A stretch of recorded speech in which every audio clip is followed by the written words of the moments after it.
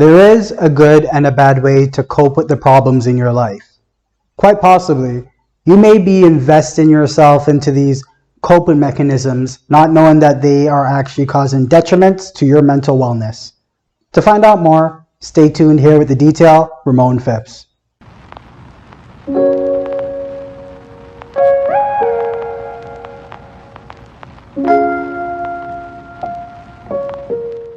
The topic for today is titled Safety Behaviors.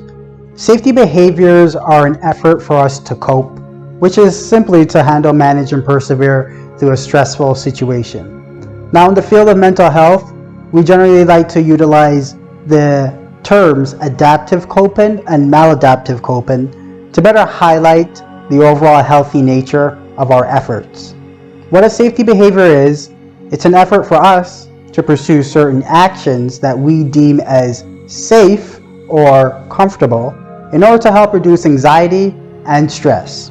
A common example of a safety behavior would be somebody who is very socially anxious may come up with an excuse in order to not attend the next family get-together or outing with your friends. This is something that I think a lot of us have found ourselves committing to. However, we may fall into routine patterns that may actually be creating much more issues for ourselves than we may even recognize when we choose to allow these safety behaviors to be our go-to mechanism to deal with our anxiety and our stress. So how do safety behaviors even activate themselves? Well, first, everything starts off with a trigger.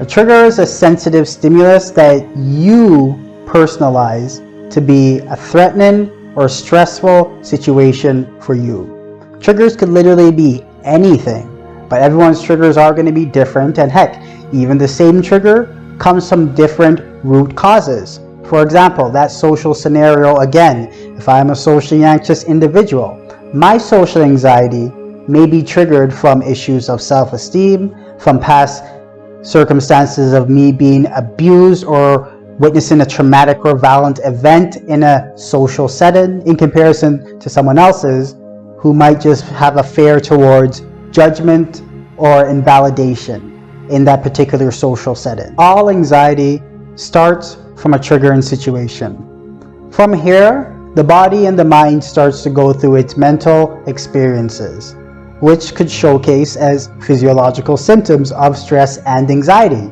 I'll do a whole separate talk on the signs and symptoms of panic and anxiety in the future. But for now, you're looking out for things that really represent high escalation, such as increased heart rate, higher blood pressure, dilated pupils, overbreathing, cramps, upset stomach and nausea, even tingly feelings or unsteadiness, a wobbly gait possibly. Many things can showcase themselves to tell you that you are having anxiety.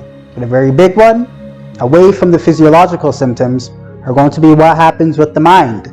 The mind stays obsessed and fixated over what it's now perceiving as a threat or a stressful situation.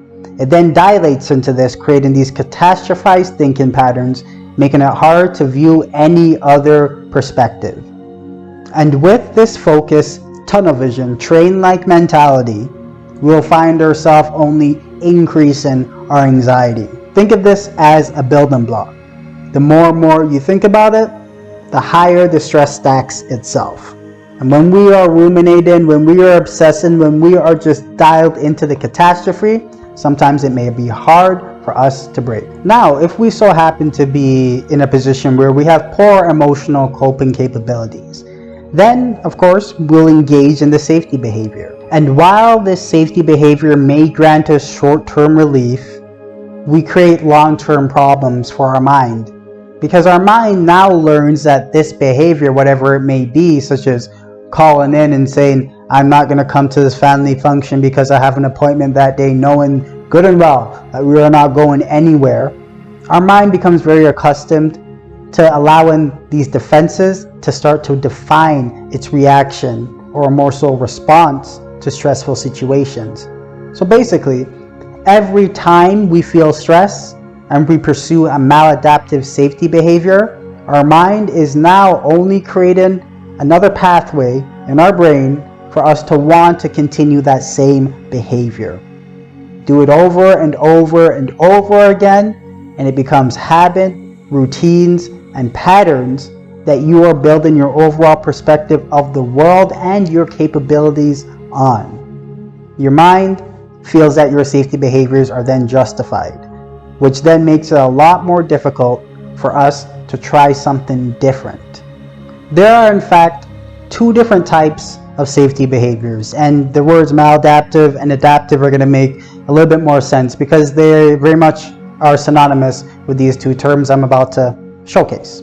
The first is our preventative safety behaviors, and the second are restorative safety behaviors. Our preventative safety behaviors are more so seen as a form of emotional avoidance. When we choose to emotionally avoid a situation, it means that there is a recognition of the amount of stress that may be overwhelming for us at that period of time. But our responses to this only cater to soothing that stress in a very maladaptive way. For example, again, a social situation that I have to go to or I'm obligated to go to, I call in and say I got other things to do. Or maybe I have a lot of trauma from my own personal history, and these things I've never allowed myself the opportunity to look at. So instead, I use drugs or I engage in risky behaviors that continue to just give my mind and my emotions a thrill, because at least I'm not focused on the past. Other ways that emotional avoidance can manifest itself. It can be very subtle. Maybe you're experiencing concerns in your relationship where you are just not very connected with your partner anymore. A safety behavior could be doing things such as avoiding physical touch. We could also find ourselves becoming over-reliant on proximity figures. These are, again, our safety figures, such as our mother or our friend who we know is always going to pick up the phone or answer our texts. Like, yes, it's great to reach out to individuals, but when we become over-reliant, it becomes this form of a very obsessive and clingy attachment to somebody, which can cause detriments to the relationship. You may then even find yourself fortune-telling your actions, such as, if this happens, then I will do this. If I go to a social gathering and people start to talk about what I'm wearing, then I'm going to leave.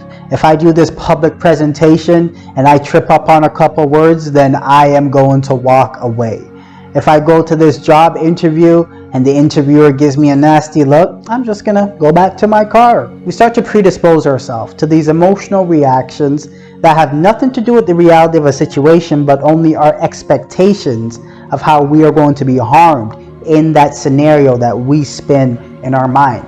These preventative safety mechanisms prevent us from actually fully engaging with the reality of where we are. Whether it be a conversation with somebody or doing a stressful task, we are already in our mind avoiding that full mindful engagement because we are so afraid of it.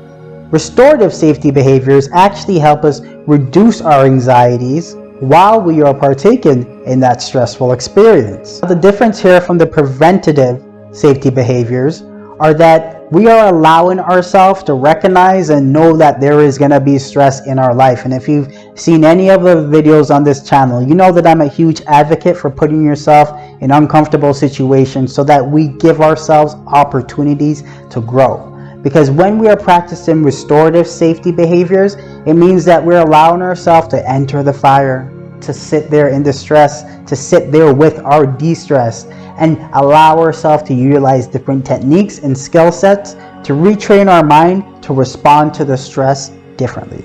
There's a lot of ways you can definitely utilize restorative safety behaviors, and I'll even match them to the examples I use for preventative safety behaviors. So for example, if you are reaching out to somebody, in a preventative safety behavior, we're reaching out to them to distract ourselves, to not really think about our stress at that moment in time, and that's great. That's definitely one way that we can use them as a coping mechanism, but a restorative way to go about this would be to seek reassurance. That means that I'm allowing myself to maybe vocalize that I'm stressed, that I'm anxious, that I feel like the world is crumbling around me, and I'm allowing my support figure to offer me reassurance that everything is okay. That's me managing, handling, and persevering through that situation instead of just distracting away from it. Other ways that we can utilize this is to stimulate our parasympathetic nervous system. There's a multitude of breath activities here on this channel. By performing a deep breathing exercise or another self-soothing exercise, we can find ourselves consciously again, recognizing that we are stressed, but then choosing to do something about that stress. Other ways that we can focus our overall intentions to help reducing that anxiety, try a CBT technique, a cognitive reframing technique, such as utilizing your acknowledgement of a stressful thought pattern and then choosing to redirect it. I feel like I'm dying, but why do you feel like you're dying? Is it because your heart's beating out of your chest? Well, does that mean that you're dying and you got to go to the ER, or could it possibly mean that you're experiencing an anxious episode? I always like to tell the clients that I work with, if you've experienced anxiety before, then you'll definitely experience it again, but at least you now know what to look out for. And if you've had the experience where your heart's beating out of your chest, where you can't breathe, where you feel like you're going to pass out and everything of the sort, then you've already probably experienced that a dozen times before. So what makes this time any different? Probably not going to die. It might just be another anxious episode. Can we now train our mind to recognize that much more quickly? Another way that you can utilize a healthy safety behavior is to, again, focus on that cognitive process of yours. If your mind is all about the doom and gloom, then what if we were to change the dialogue in our mind? This is where things such as spirituality and prayer may come in handy if you are inclined to practice those things. Utilizing a prayer as an internal dialogue can again help reaffirm your strength and your belief in your ability to overcome.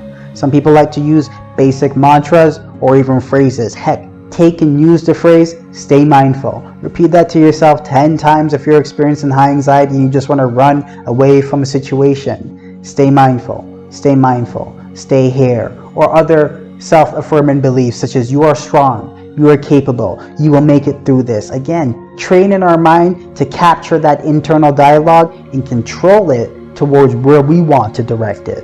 Your mind is what starts these triggers in the first place. So eventually you're going to have to challenge yourself to gain mastery over that thing.